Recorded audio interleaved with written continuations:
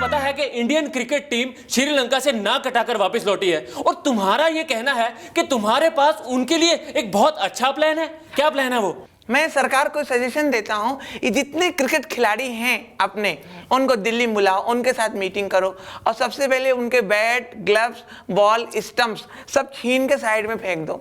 अभी उनसे कहो अब आप लोग ऐसा करिए, देखिए अभी अभी कॉमनवेल्थ गेम होने वाले हैं, देश के ऊपर तो कुछ भी नहीं है, तो आप लोग इसमें मदद कीजिए, थोड़े दिन क्रिकेट ना खेलिए। सहवाग और गंभीर इनको दे दो कॉमनवेल्थ गेम का साइकिल स्टैंड, वहाँ के पर्चियाँ वर्चियाँ देखें, उसका ध्यान रखें। विदेश से जो खिलाड़ी आते हैं, इरफान और यूसुफ से कहो कि उनको एयरपोर्ट से लाएं, होटल में छोड़ें, जाके होटल में बराबर चेक कर लें पानी आ रहा है, पानी लीक तो नहीं कर रहा है। फिर ट्रेन से जो प्लेयर आ रहे हैं ट्रेन में वहाँ जाएं, देखिए कुली उनको लूटे नहीं, तो कुली के पास जाके उनको सही समय से गाड़ी वहाँ पहुँचाएं, बस को ले जाएं, उनको वहाँ लाएं। भाई देश की इज्जत जुड़ी है कॉमनवेल्थ गेम में। भाई साहब, तुमने सारे खिलाड़ियों के बारे में बता दिया, लेकिन तुमने धोनी के बारे में तो कुछ बताया ही नहीं। अरे धोनी का रहने दो, उसकी नई नई शादी हुई है, उसको एंजॉय करने दो। मिलॉर्ड, आज हमारी अदालत में मौजूद हैं सुल्तान मिर्जा। देखिए, आप पर सबसे पहला इल्जाम यह है कि आप अपनी बीवी को जेल भेजना चाहते हैं। भेजना चाहते नहीं, भेज दिया है, पुलिस प्रोटेक्शन के लिए। लेकिन आपकी बीवी को पुलिस प्रोटेक्शन की क्या जरूरत है? मुझे एक गुमनाम खत आया था जिसमें लिखा था तेरी जान को खतरा है। फिर? मैं अपनी जान के लिए कुछ भी कर सकता हूँ। मैंने उसे फौरन जेल भेज दिया, अब वहाँ सेफ है। लेकिन हो सकता है कि उस खत का मतलब आपकी बीवी से नहीं, आपकी जान से हो। साले में नेता जरूर हूँ, लेकिन इतना कैरेक्टरलेस भी नहीं कि जिसकी बीवी कोई और हो और जान कोई और हो। मेरी बीवी मेरी जान है। देखिए, आप पर यह भी इल्जाम है कि आप नेता नहीं हैं, फिर भी आप राजनीति करते हैं। आप आखिर हैं कौन? मैं सुल्तान मिर्जा, जिसने once upon a time in Mumbai में गोलमाल करके राजनीति करी थी। वैसे मेरा नाम है अजय देवगन, समझा? भाइयों और बहनी नहीं आई?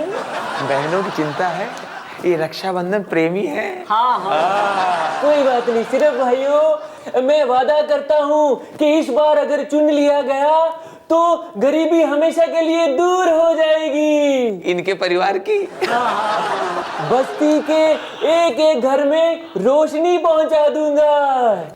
ये हम लोग मोमबत्ती पकड़ाएंगे बस। और इतना ही नहीं दोस्तों, एक एक घर में पानी की पाइपलाइन बिछा दूंगा, ये मेरी गारंटी है। हाँ, उन पाइपों में पानी नहीं होगा, ये मेरी गारंटी है। भाइयों, अगर मैं जीत गया तो इस एरिया के सड़कों के गड्ढे बारिश तक भर जाएंगे, बारिश के पानी से। बोलिए दोस्तों, मैं सिर्फ इतना ही कहना चाहूंगा कि अगर मैं जीत गया तो आपके घरों में पैसा ही पैसा होगा, क्योंकि रुपया तो यही लोग लूट ले जाएंगे। अरे hello hello hello, excuse me, बहुत बहुत मुबारक हो, बहुत बहुत मुबारक हो। आप बम ब्लास्ट में जिंदा बच गए। इस समय आप कैसा महसूस कर रहे हैं? Bomb blast? भाई साहब, मुझे चक्कर आ रहे हैं, मुझे चक्कर आ रहे हैं। दोस्तों, देखा आपने, इसने खुद कबूल किया है बमों को लगाना और उसे उड़ाना सब इसी का चक्कर है। भाई साहब, ये क्या बकवास है? वो सब छोड़ो, तुम मुझे ये बताओ, जिस वक्त बम ब्लास्ट हुआ तुम क्या कर रहे थे? जी, हम तो घर पे बैठे सीरियल देख रहे थे। देखा दोस्तों आपने, मासूम सा सीधा साधा दिखने वाला, दरअसल ये शख्स खतरनाक आतंकवादी है। सीरियल ब्लास्ट इसी ने किए हैं, आपने खुद इसके मुंह से सुना है। भाई साहब, मैं तो रेडियो स्टेशन पे काम करता हूँ, गानों की हिट लिस्ट बनाना हूँ। देखा दोस्तों, आपने खुद इसके मुंह से सुना, हिट लिस्ट यही बनाता है, उसे अंजाम तक यही पहुंचाता है। इसके अगले निशाने पर है रेडियो स्टेशन। आप कहीं जाइएगा मत, देखते रहिए कल तक, और तुझे अब बेटा पुलिस देखेगी। आज हमारे साथ है tennis player cum film producer mister Naresh Bhupathi. आइए करते हैं उनसे कुछ बातचीत।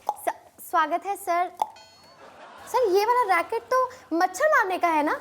पर रैकेट तो है ना, मुझे कोई भी रैकेट मिले, मुझे तो खेलना है। सर, हमारे सुनने में आया था कि एक इंटरव्यू के कारण आपके पीछे लारा पड़ गई थी।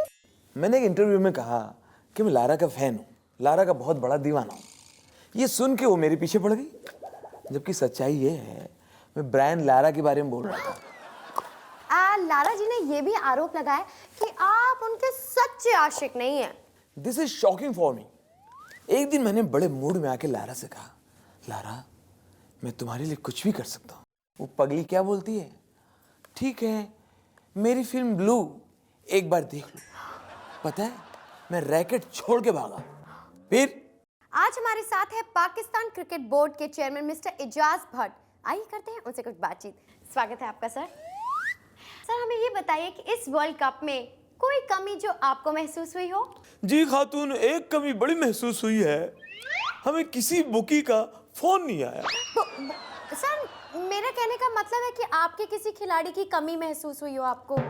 जी हमने एक कमी बड़ी शिद्दत से महसूस की, वो है सलमान भट्ट। अगर सलमान भट्ट होता तो हम शर्तिया ही वर्ल्ड कप जीत जाते। ओह, बड़ा भरोसा है आपको सलमान भट्ट की बैटिंग पर? जी नहीं खातून, हमें उसकी बैटिंग पे बड़ा भरोसा है।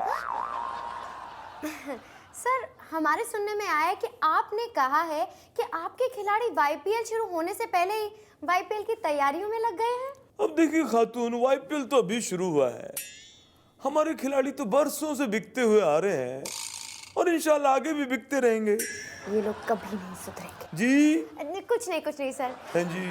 सर हमारे सुनने में ये भी आया है कि आपने कहा है कि दोनों देशों के खिलाड़ियों को अपने टैलेंट का आदान प्रदान करना चाहिए। जरूर जरूर, आप हमें बैटिंग सिखा दें, हम आपको बैटिंग सिखा देंगे।